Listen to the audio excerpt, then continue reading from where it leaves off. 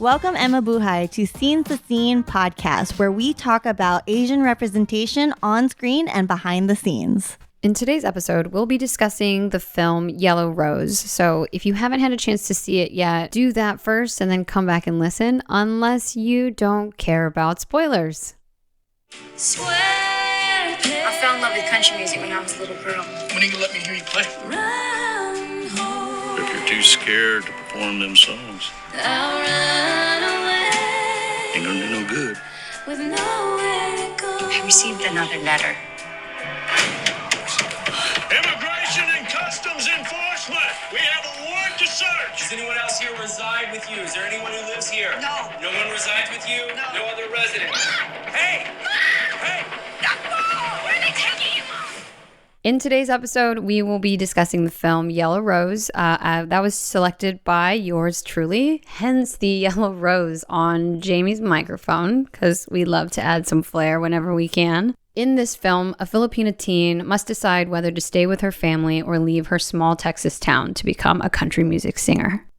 It was written and directed by Diane Paragas, and it stars Eva Nobelzada, Princess Punzalan, Liam Booth, Leah Salonga, and Dale Watson. It was produced by Home Away Productions and was distributed by Sony Pictures. It was released October 9th, 2020. The runtime for this film is a nice and tight 94, nice and tight, but very intense 94 minutes. I didn't realize it was only 94 minutes. Yes, we will talk about that a little bit later because Really? on the edge of my seat after the first 20 minutes. So why was this movie picked? Where did I see this movie first come onto my radar? It was probably at the virtual gala that SIPA had hosted in 2020. And SIPA, just for context, is Search to Involve Filipino Americans. It's a nonprofit organization that's based in Los Angeles. I saw that it was a Filipino female lead, which also doubly piqued my interest. And the fact that it was distributed by Sony Pictures, I thought was a big deal because I hadn't seen a major studio distribute a film that has like a Filipino lead character in it. And to mention, the writer-director is also Filipino. Yes. And the fact that the logline was that this girl was an aspiring country music star, I thought was very interesting because there's, for me, so much that can be explored when you have what is an assumed dichotomy between like Asian American experience and a love for country music. So when you first were talking to me about it, and I had already seen it, and you're like, it's about country music, right? And for me, yes, that's part of it, but it wasn't the part that I associate with this movie because I associate it more with the immigration part. So when you were telling me it's a country music movie, I'm like, I hope you don't think it's going to be like super happy. I did think so. I didn't know that there was going to be this whole like immigration part of the plot of the movie. Like when the logline says decide whether to stay with her family or leave her small Texas town, I thought that was just gonna be like willingly. Yeah. A bit more on that later. But for our custom category, you did choose the music side.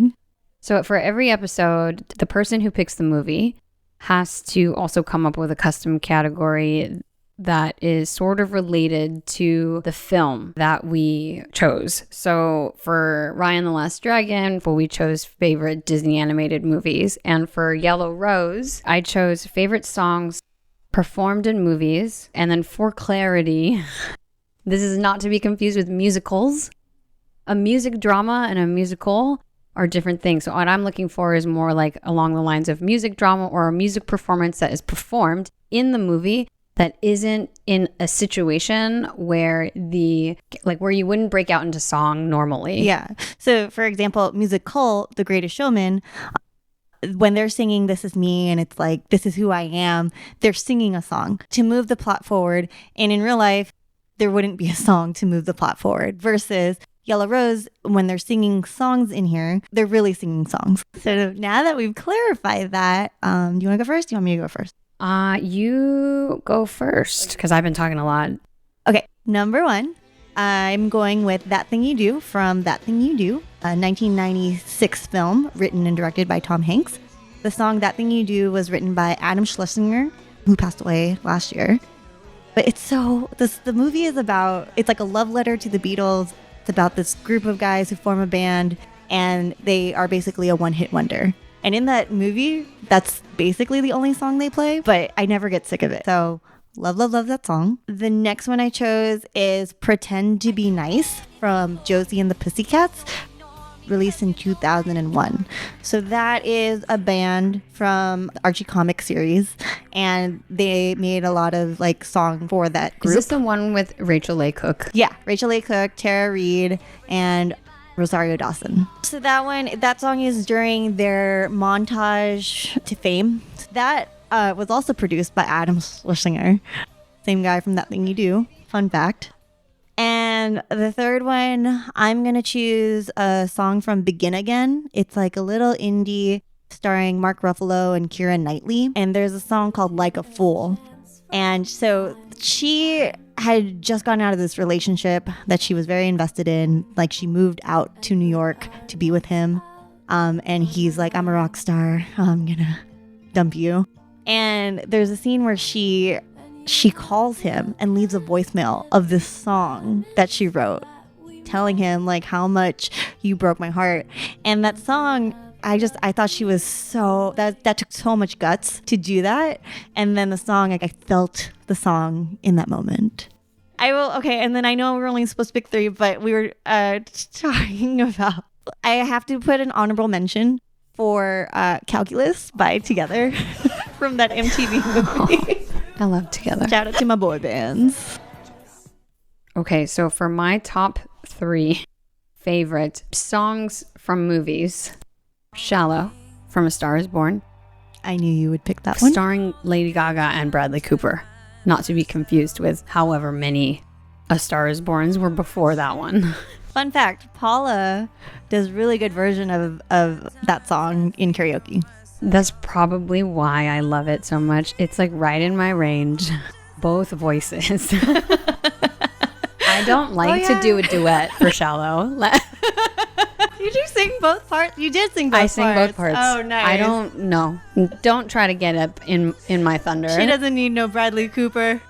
So that's, I mean, I love that song. It's so powerful. I think when that movie came out, I was listening to that song maybe on a weekly basis. Oh, yeah, and they played it a lot on the radio. And then my second one is Bitty Bitty Bum Bum from the Selena movie with Jennifer Lopez from, I forget what year, but in the 90s. Mm-hmm. I loved that movie. And then I know like a lot of people love Dreaming of You, which I do love Dreaming of You, but the Bitty Bitty Bum Bum was the song that like made me want to buy a Selena CD. I don't think there's any English in that song, so it was my first experience really loving music that wasn't in this language that I spoke. I replayed it on YouTube when I was like preparing for this. It's such a fun little montage. Highly recommend if anybody hasn't seen the Selena movie with J-Lo. And then last, I have, since we were talking about it earlier, I have Pitch Perfect, the riff off in the pool. Oh, yes. When she sings No Diggity. Yeah. She being Anna Kendrick. And I loved this scene. When I watched it again, I still love the scene of the riff off. And then honorable mention. Oh, stop. I have 2. All right, let's do it. I got selfish with my honorable mentions. I Put a Spell on You. Oh, from Hocus Pocus? That's a fun one. It's the best. It's so fun. I watch Hocus Pocus probably every year. Every year for Halloween. Yeah. So I have to put that on my list. And then there's a movie. It's not a great movie, and it stars Dennis Quaid as Jerry Lewis. It's called Great Balls of Fire. I remember watching it when I was little, and I think it was probably my first like foray into liking rock and roll. Do you know that song, Great Balls of Fire? Yeah. And he Goodness gracious. is great. Yeah. So he lit a piano on fire on stage, and there's a scene. He does it in the biopic, and it's cool. So cool. Those are the favorite 3 plus 2 honorable mentions. My 3 plus 2. Now let's go back to talking about Yellow Rose. Notables. This section of our podcast is where we discuss notable moments, and where we will also be specifying whether or not things are scene scenes for us. Do you want to go first? The beginning So if you go online, the first like 9 minutes of the movie is in a YouTube video. It shows she's in high school. She comes home and her mom is cooking, and I think she's cooking bistec, which is like a beef and onion. And then she opens the rice cooker, and then she puts her face in the steam. And man, that feeling of steam on your face, I knew exactly how that felt. From the rice cooker specifically? Yeah, with like the smell of the rice too, like coming in. The scene, I really liked how that was shot. You go. Okay. Oh, yeah. Let's do a little popcorn style. Yeah. For me, first notable moment is when I start to see the relationship that Rose Garcia, who's our protagonist, played by Eva Nobelzada, and her mom, who's Princess Punzalan. Her name is in the film is Priscilla Garcia. That relationship that they have, I felt like it's also a scene wherein Priscilla's trying to be strict. She's clearly a single mom. The father, we learned, passed away, and is trying to slowly give her 17-year-old daughter a little bit more freedom. That I felt like was exactly how I was sort of raised, where, you know, my mom was doing the best that she could, but because she had to work so much, there's only so much control that she can have over what I'm really getting myself into. So it's a matter of just always saying no, but then at the same time, like making sure that I'm safe, because she knows that I'm probably going to go do things anyways. Yeah, I too. My mom, if there was a high school dance that started at 8, my mom was in the car waiting to pick me up at 9:30. See, that's so nice. What do you mean? The dance ended at 11. Oh, that's not nice. I don't. It's nice that you cared about me, Mom. But yes, I wanted to stay out till 11. Yeah, my mom worked a lot of graveyard shifts. So there's a lot of opportunity to get in trouble. Ah. Just kidding. In the movie, like the whole, like you have to study or you should be studying. Very relatable. Very seen there. Homework first, everything else second. Yep. They're in the car, Elliot and Ava. So Elliot is her classmate. And she says, like, I have to go to my tita Gail's. And then Elliot says, what's a tita? Mm-hmm. I have written lines like that. Like, what's a kuya? Like, explaining a Tagalog word. So it was fun to see that there. Because very relatable, having to explain, like, tiny phrases that are so common. It's tiny things like kuya, tita. I don't know. In movies, I'm always like, yes. Oh, yeah, let's explain it. When Priscilla is getting taken away by ICE and starts yelling at her daughter in Tagalog, it was almost like it was like a 2D experience, and then all of a sudden became virtual reality because she was speaking Tagalog. I was like, oh, wow, I'm getting affected by this. It's all about perspective. You know, this is happening a lot to people. This is one little nugget of the immigration issue that's happening in the world. And having it brought into like perspective just by showing it to me in like my language and in my culture, I think was very powerful. It was a very powerful scene. That was a very intense scene. I had to replay that scene to kind of hear what she said. But I think it did give enough context to, if you didn't know Tagalog, that she told her to go look in her backpack. Just real quick on that, the immigration, Filipinos are like the third. They're in the U.S.? Yeah, third largest immigration group out there. And out of Asians? Third or fourth. And out of Asians, they're second. Sometimes third, depending, because the numbers are pretty close, depending on what data you look at, between Filipinos and Indians. Mm-hmm. So there's a large group, and just, okay, because I like numbers. There were 4 million Filipinos Americans in 2018. Most of them, like 1.6 million, were in California. Then Hawaii was second with 367K. And then Texas with 204K. So those are the top states with a Filipino population. Something also going back to when Priscilla was getting arrested and started speaking in Tagalog. I do wish that I knew more Tagalog. I would like to learn some so that I can have a secret language with my family if there is ever a situation. So I remember like when I was little, my mom would use it like a secret language. Like to talk shit. Like to talk shit. Like, yeah. I got a story for that. Okay. I was having surgery, and my mom was like with me, like as they were prepping me for surgery. And the doctor came in, and the doctor was cute. It was like this really cute white guy. And my mom was saying he was cute in Tagalog. But like, I was also surrounded by like 3 other Filipino nurses. Right. And I'm like, Mom, everybody could understand what you're saying. Like, Yeah, that one maybe isn't as covert. yeah, secret language or just like language. Like I was always jealous of like people who knew another language and who were fluent. Like I admire that so much because it's cool that you can switch, especially if you can switch between more than one. I did read that the part of your brain that learns the language and the part of your brain that understands the language are in the same area, but they are 2 different things. That makes sense. So that's why we can understand more than we can speak. And I would also say, and this is vice versa, like with our parents learning English and me learning Tagalog, if someone like laughed at me at my pronunciation, I was automatically discouraged from trying again.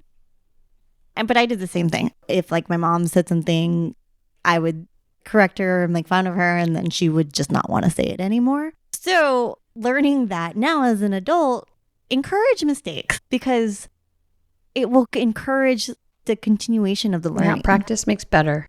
Mm-hmm. And I used to do that to my mom too. And looking back and reflecting, I feel bad that I ever do that because it creates a complex. Yeah. Mom, if you're listening, please don't worry about how you're pronouncing words sometimes. If you want me to help you, I'll help you for sure. But yeah, it's the same, Mom. I'm just trying to help now. But apologies for helping create that complex because I also have a complex. Other notables for me, this is my last one. When we first meet Dale Watson, country singer, plays himself in the film, also composed a lot of the music for the original soundtrack. Rose is at the jukebox when they're using their fake ID to go to the Broken Spoke. They're talking about somebody that killed himself. And Dale is like saying fact. And she says, well, he didn't actually kill himself. He was just drunk, and then like drops some knowledge bombs on him. And Dale says to her, that's impressive from someone like you. And Rose responds very gracefully and while drunk, I think. She says, well, there are all kinds of fans. I felt seen in that. Big time. Like that was a huge scene for me because like, yes, I'm Asian American, but there are a lot of things in how I express my identity that aren't part of the norm. The box that someone has created. Yes. Like I've been drinking scotch, minding my own business, and someone has made a comment like, oh my gosh, Asian girls drink scotch? That's cool. It's a backhanded compliment. It's also like that scene is a paper cut, right? Like when he goes, fans like you. Yeah. He doesn't mean harm, but it's he doesn't. And then at first, I love the intersectionality of it too, because when I rewatched that moment, when I know what the relationship between Rose and Dale becomes and that he's like a mentor and she's a mentee, when I go back and watch that, it's like, is it because she's a woman? Is it because she's Asian? Is it because she's young? Because there's so many different things that it could mean when you say from someone like you. Because I knew, because of the podcast and the premise of the movie, I thought it was going to be because she was Asian. But it could be any of those things. It could be all of those all things. of them. Yeah. So I thought that to pack so much of that into one little dialogue moment was a big deal for me. Yeah. Segueing from like they do become mentor mentee. Dale helps her record a demo for her song, and there's this moment they're sitting on the porch, and he asks Rose like, what are you gonna do next? And she is like, well, I just want to focus on writing my songs because it's all I'm good at. And he tells her it's not gonna make a difference if you don't go up there and sing those songs.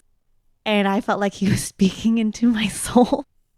Because you can do all the things, like I can write and it won't matter if I don't show people. So I felt seen in that moment when he's like, you got to put yourself out there, basically. Yeah, she had a good support system around her. Very lucky too, because like that kind of situation can go so very wrong. That's very traumatic. She has to learn how to grow up really fast. And when she first talks to Jolene before she starts living in the bar. Say your reaction to her living in the bar and I'll tell you mine. It's desperate times. So I get it. Me, I was like, dude, you're 17 and you're living behind a bar? That's so cool. Like, you get to go to concerts every night. Like, that's how I was looking Selling at it. merch. Yeah. With a character like Jolene too, I think that made it a little easier for me to accept. Yeah, she was nice. She's a woman. It feels a little bit safer. She was a really nice, sweet ally. She surprised me, like how much she wanted to help off the get. You know, it was more than her aunt wanted to. And she had a record already of helping others. Like it was a lovely character include. And I love that Jolene, even when she's first learning that Rose sings and writes music, Rose says, I only sing for myself. I really only write for myself. And Jolene says, well, you're going to have to get over that, aren't you? Just so easy. See? And I was like, yes, you are. She's talking to me. Yeah. Thank you, Jolene. All right. So let's move on to our awards, our accolades, starting with Nailed It. We give a Nailed It award to only one component or thing in the movie. And as the name suggests, it's what we think was nailed. And then we define what it was. So, Nailed It award. Yes. So let's say it on 3. Okay. 1, 2, 3. Eva Eva Nobelzada. Nobelzada. I'm not surprised you picked her. I don't think you're surprised that I picked her. She is phenomenal. A gem. Okay? You've seen her on. Yes, I have a picture with her. So when Paula picked this movie, it sounded familiar and I'm like, why have I heard of this? And then when I saw the trailer and I saw it was starring Eva Nobelzada, I was like, oh my gosh, I'm so excited that this movie was picked. I saw Eva in 2019. She performed in Hadestown, Broadway musical about Greek gods and Greek mythology. And she's so good. Like, her voice is really, really good. She's got a strong presence and she was really nice. And I didn't know it when I went to go see Hadestown that there was a Filipino starring in it. But when I saw her on stage, I was like, wow, I think she's Filipino. And we did the thing where at stage door where you get their autographs after. And she came out and me and my friend, we go, are you Filipino? Of course. Yeah. I mean, I ask. And she's everybody. used to it. She was like, yeah, half. So she's half Mexican, half Filipino. But you can hear it in my voice. Like, I'm a fan of this girl. And I'm an even bigger fan because like her talent goes past the stage. And like, this movie is not an easy role. It is not. It's tragic. Yeah. She goes, you see her struggle and she does it in such a badass way.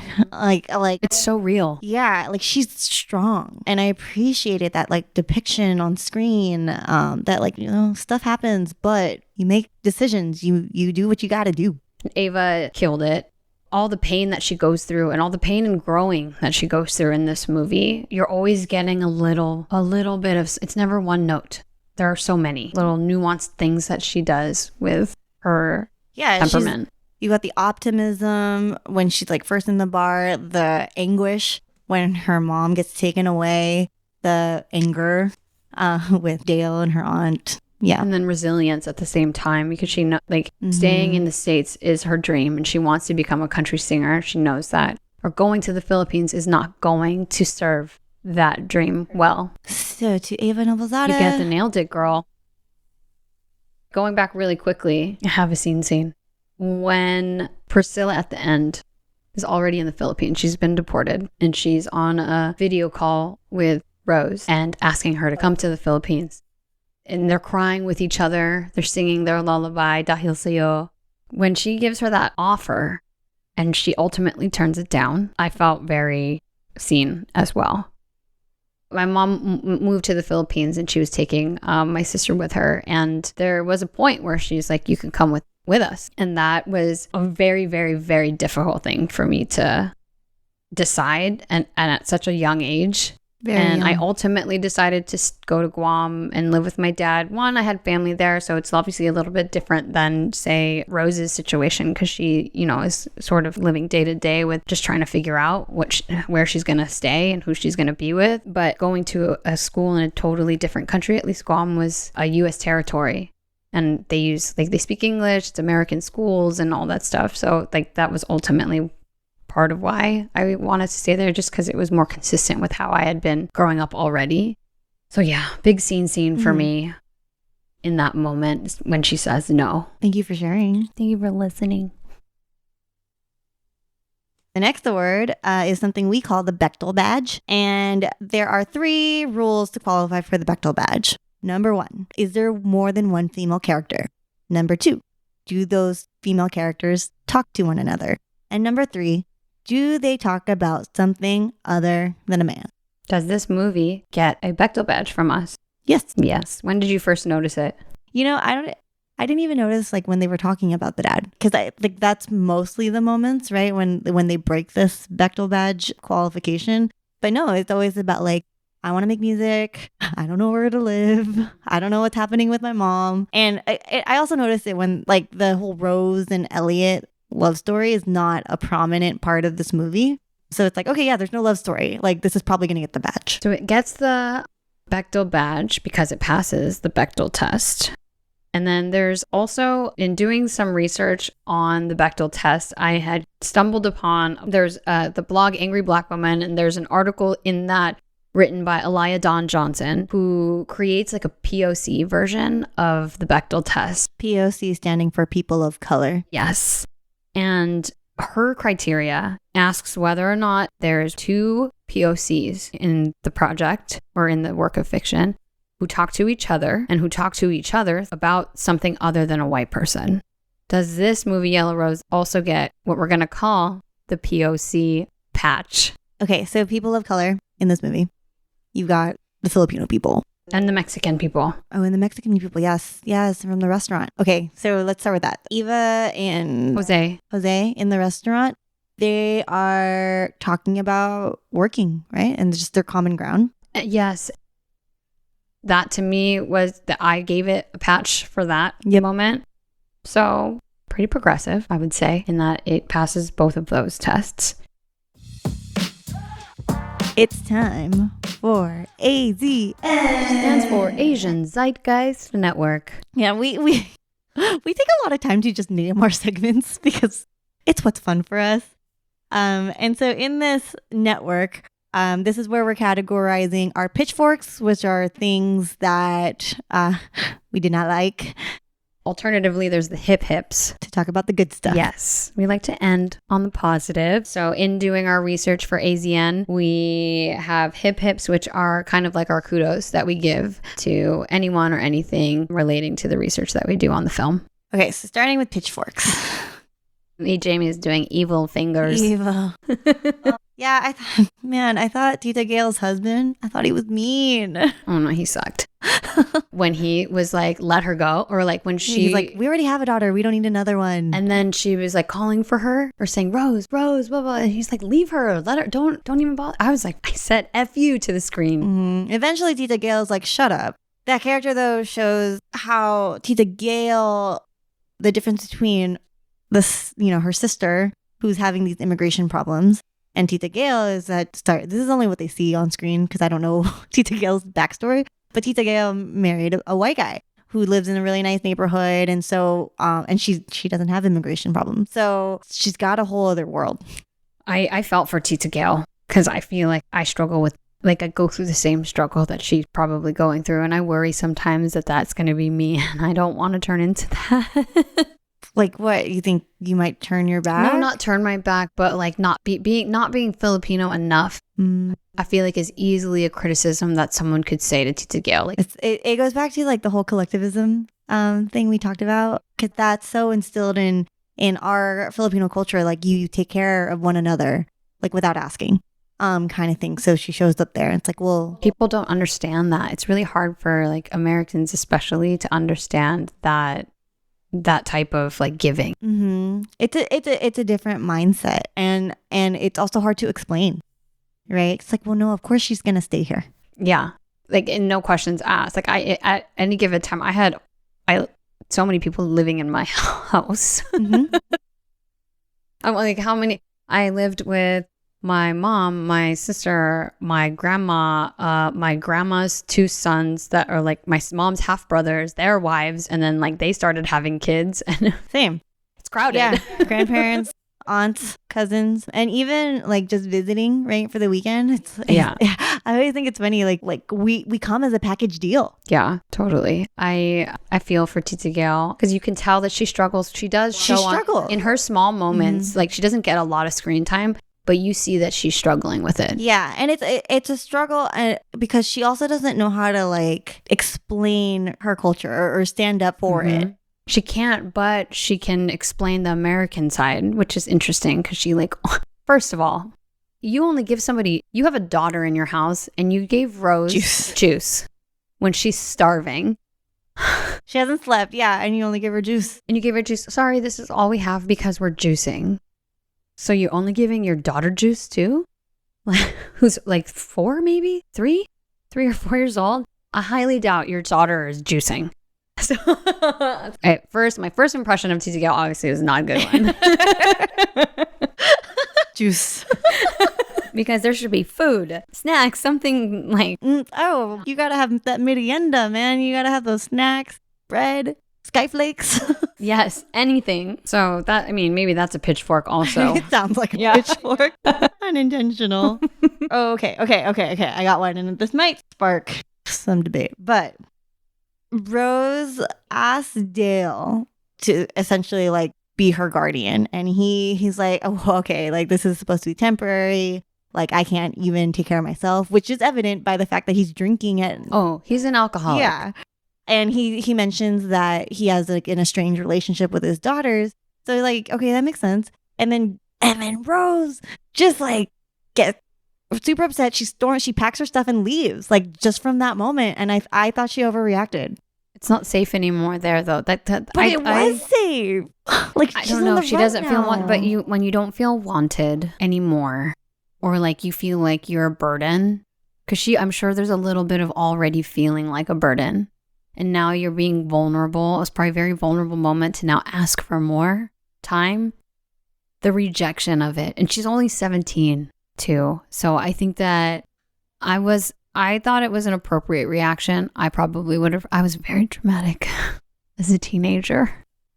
I still am, but I've grown, and I think that I would have reacted like that. So a behind the scenes pitchfork for me was learning that Diane Paragas wrote this script 15 years before it got made, like was able to get produced and distributed. Why is that a pitchfork? Because it's a great script. Like the premise of the movie, I think it's very relevant. It's great. So 15 years ago, maybe it wouldn't have been as relevant as it is now because like there's more eyes and ears on the immigration issue in the US. Sure, that's a good argument for why it wouldn't get. But I think a lot of the reason why it didn't get financed right away was because of the fact that it was an Asian American writer and director, mostly POC cast. And I think that that's 15 years ago, people aren't really wanting to invest in a movie like that because it probably sounds like it's not going to do so well because it's not as relatable. That bothers me because she got the financing when she went to the Filipino community. Mm-hmm. So that's actually one of my hip. Not that it took so long. Oh, glass half full, glass half empty. Well, that whole like story of how she actually got it made, that's hip to her for that. Like, yes, hip. Sorry, do you have any more? No, that's it. Okay, great. So that's actually a great segue into my hips. Because Diane, she gets a hip from me because it's a great story and because she was resilient. The fact that she came back to the script after 15 years. And I too read about like, oh my gosh, like nobody in America wanted to make this movie. And there's this really great article that I read that she was trying so hard to get accepted into this other like Hollywood culture. When as soon as she went home to Filipino culture, like they accepted her right away. And they're like, yeah, let's make this movie. And I thought it was so cool. She entered a contest, right? A screenwriting contest sponsored by ABS-CBN, which is like the biggest TV and film. Like their logo is on everything. And she wins this contest. Then equity investors get interested, Filipino investors, and then they make the movie. And then Sony decides to distribute it. Okay, so we have 3 Filipinos on screen. Then you got this writer-director. And lots of producers Yeah. credited. Yeah. And it's nice at the credits when you see like, oh, look, that's Filipino. Cool. So hip hip to that. Yeah, I raise my glass to that too. Hip hip beef to Diane Paragas. She's a hustler. Oh, yeah. She's got so many projects like in the works right now. Everybody's got to keep a pulse on her career because I think now it's going to take off. She's worked so hard for this, and I'm like we need to be supporting her and like coming out in droves for her next project because it sounds pretty sick. I will also give a hip hip to the fact that they recycled Rose's clothes in the scenes. I thought was so authentic. She's living out of a duffel bag, and then she repeats her clothing. The dirty shoes. Dirty shoes. She wears like the overalls and like there's this like striped shirt that was very I was like, oh, you've worn that before. I give a hip hip to going on into production stuff, how low they kept the budget. A lot of why they were able to keep the budget super low was because of locations that they shot in were like Dale Watson's house is his real house. Mm-hmm. That's his real property. It's his real recording studio. It's his studio, yeah. Yes. The bar, the Broken Spoke, it's a real place. And they were able to get that place allowed them to shoot either, I don't know, for free or on the cheap, but they didn't have to go through this like location scouting process that normally takes up a lot of money to lock down locations. And then they shot in the Philippines. Yeah, that's actually one of my hip hips too. That Philippine unit.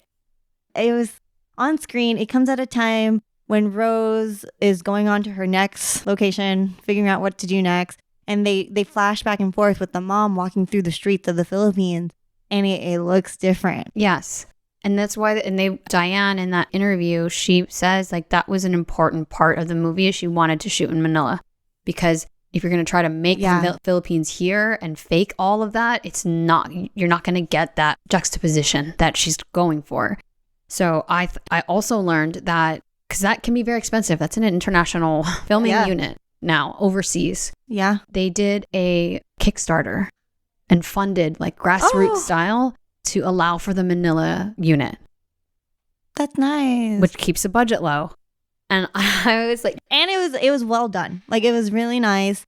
And that sparked conversation between me and my mom, that scene. Because I'm like, what was the allure of the US? Because she's like, if you have money, life in the Philippines is fine. But here in America, you can make minimum wage, but you can get a meal on the dollar menu. There's a bigger middle class here. Yeah, there is no middle class in the Philippines. It's poverty and or wealthy. Mm-hmm. So, it's interesting to process because in this movie, like Rose, she gets like a safe place, right, in the Broken Spoke. But she works in the kitchen. She works the merch table. You see Jose, like they're working a lot. And they're so willing to work in order to keep this life in America because that working to the bone in America is better than going back to whatever country you're from. I think that mentality, it comes from growing up. I don't know about you, but like that was my mom. Like she was always working hard. She just, do her best to. You have to survive. Survive. Mm-hmm. And that's why, like my mom, she was being a single mom. They can't be like the most nurturing. So it's a matter of like they're living an example, right? You see how hard they're working all the time and how you're surviving. They're managing to keep like their kids okay. That was how I learned, was through watching that. Okay, this is it's a survival skill. So other hip hips. I wanted to touch on all of the accolades that this film got through the festival circuit. It had 13 total audience and jury awards that it won, and then a handful of nominations as well through the first festival circuit. And I think that to have gotten all those accolades to the festival circuit, to qualify for the Oscars, to even be considered for it, that is a big and getting made. Hip. Yeah. Getting made. Like this is a very important story. It opened my eyes to a lot of things. Like have these numbers. I looked up these numbers because I needed to know, like, okay, what is going on? Yeah, and as a documentarian too for Diane Paragas, you'd mentioned this earlier today, that Diane Paragas, her career is, the way she makes money is through documentaries and through commercials. Being a feature film, this is her first debut feature film. I think that having done a lot of documentaries helps with the authenticity of all of the immigration issues in the film. And then my last hip is the songs. Do you listen to a lot of country music? Mm-mm. Yeah, I don't either. I don't spend a lot of my music listening time on country. There's a small fraction. Yeah. Some country songs that I like. And when I do like a country song, I really, really like it. And these country songs, I love all of them. Nice. So, hip hip. Hooray! Hip hip. Hooray! Hip hip. Hooray. All right. You didn't have any more? That was it. Okay. So next part of our show is when we talk about shopping.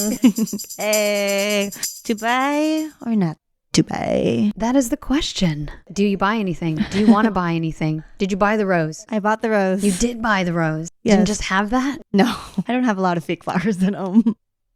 So there's a lot of tragedy in this movie, so like emotional trauma. Yeah. So there was like no outfits or anything that I thought, oh, that's cool. Or I must buy that. Yeah. But I will say that if they went on a road show and they were performing these songs live, they had a little Yellow Rose concert, I would go to that. Oh, totally. I kind of wrote that too. Mine was music related for my to buy or not to buy. I asked, do Spotify streams count? Because I pay for my subscription to Spotify and I am playing the soundtrack however many times I'm going to play it and listening to some songs repeatedly. So that, if this were still a world where we had CDs, this would have been an original soundtrack that I purchased because I used to buy original soundtracks that I liked. So I would have. And then tickets to something else that Eva's in. Yes. Haiti Sound when Broadway reopens. But yeah, any other things? Let's go. Yeah, I would love to see her in something else. Any other things shopping wise that you want to buy? No. Yeah, same. That's okay. Okay, put your wallet away. Yeah. And let's go into yay or nays. Yes. Okay, so we're just going to name stuff. And then you say yay if you like the statement and nay if not. Yes. So yay or nay, something that's not explained is the difference between Rosie's status as a teenager and the mom's status who got deported. Yay. It is not, it was a distraction for me a little bit. And this is mostly because I don't understand fully how ICE operates and like what paperwork they need when they're going in and looking for people. And it's a hot topic because there's a lot of kids who are getting separated from their families. That's something that I think a lot of Americans know is happening in the country. And what I don't get is like, why is there only due diligence done on the adults? And Rose is also 17. She's almost an adult. I know her mom lies to ICE and says there's no one else living with me. But then like Rose, she visits her. Rose like shows herself. Yeah. So that part I don't understand fully how the paper, maybe I'm just going to chalk it up to like it's paperwork. Like the ICE officers are really just like when they have a paper, like this is my ticket, this is the person that I'm looking for, I don't need to look for anybody else. And it's very systematic. Like that is my assumption because I don't know. And they said that the ICE arrests were based off of real ones that were researched. Is it called an arrest? I don't know. I feel weird saying arrest because it shouldn't be arrest. Yeah, because it's not jail. It's a detention center, but it looks like jail. Yeah, that's why I'm calling it an arrest because the way that they're treated is as if they're going to jail or prison. Mm-hmm. So I agree. Yay, that is not clear, and it left me wondering: is she gonna be okay? Yeah, I don't know. I think that she still has to be on the run is how I left that movie. It's like she's still on the run until she gets a break. Well, we have to do research. This is clearly more research that we have to do. Okay. Eva's Texas accent. Yay or nay? Yay. Or what? Why? I say nay. She wasn't consistent through the movie. It appeared and then it disappeared and then it appeared and then it disappeared. And I was like, were you doing this the whole time? Yeah, I hear that. But because it's a binary choice, I did feel what you're expressing now. It did come in and out, and I liked the twang every once in a while. It was a nice touch. I do wish it was more consistent, but when it was working. Okay, but you're saying yay. Yeah, but I'm saying yay. I'm saying nay. It sounds like I'm saying nay with my words, but I actually vote yay. All right. I don't know. I have a mixed dialect too. All right, yeah. It's like super mixed because of like, you know, her mom is obviously has a Filipino accent, and then she has her sometimes Texas accent and sometimes something else. And I can relate to that because I've taken that. There's like this test that you can take on the New York Times. It takes like 20 minutes to complete, where it asks like how you say something, and it's multiple choice. And then at the end of it, it will pinpoint where it thinks you're from in the United States. Sacramento. Mine thinks I'm from San Jose. I've never lived in San Jose. But it's still California. Yeah, still At California. least it's still California. What do you got? Any yay or nay? Yes. So, yay or nay? I was worried about Dale being a creep. Yay. I agree. Like You were, like, you were also worried that. I said that earlier. Like he sat on her bed. He was like creeping up on next to the jukebox. I'm glad he didn't turn out to be a creep. But you're on, like, I felt like I was anticipating. Yeah, and it's this movie too. Like I was on edge. Like I don't know who's gonna turn her in. Yeah, I think that it was a bias check for me because I was like, is he doing creepy things that are making me think he's gonna do creepy things, or is it because of my bias that I am thinking he's gonna be a creep? And Maybe it was a little. I think it's a little bit of both because he doesn't really do anything that crosses the line completely, right? Never. He doesn't cross the line. There's no. never like the sitting on the bed. Sure, that's like a little creepy, but it's not. She's living in a bar. He just went upstairs to get his guitar. Yeah. He wasn't looking for her. No, yeah, he was getting his guitar because he's about to go on stage. So it was a learning moment for me to be like, okay, you need to stop assuming everybody's a freaking creep, Paula. Because sometimes they're not. Like, yes, don't all openly trust everybody. Yeah. But yeah, I was surprised. Additionally, too, I was another like sub yay or nay to this was that I was very pleased. This is a statement. I was really pleasantly surprised with how gentlemanly both of the men were. Southern hospitality, isn't that a thing? Yeah, and I think they really showed. Cowboys, yeah, like, you know? they showed it. They made me feel like it was a real thing. I loved that. You know, when you usually expect like a girl is really drunk in a movie and she's living in a bar, Elliot tucking her in and then making a joke and him walking away isn't usually how I'm like expecting that scene Things to go down. Yeah, but he was very respectful, very like he cared for her, and it's nice. It's a lesson. Yes, good example to set Elliot on screen. Yeah.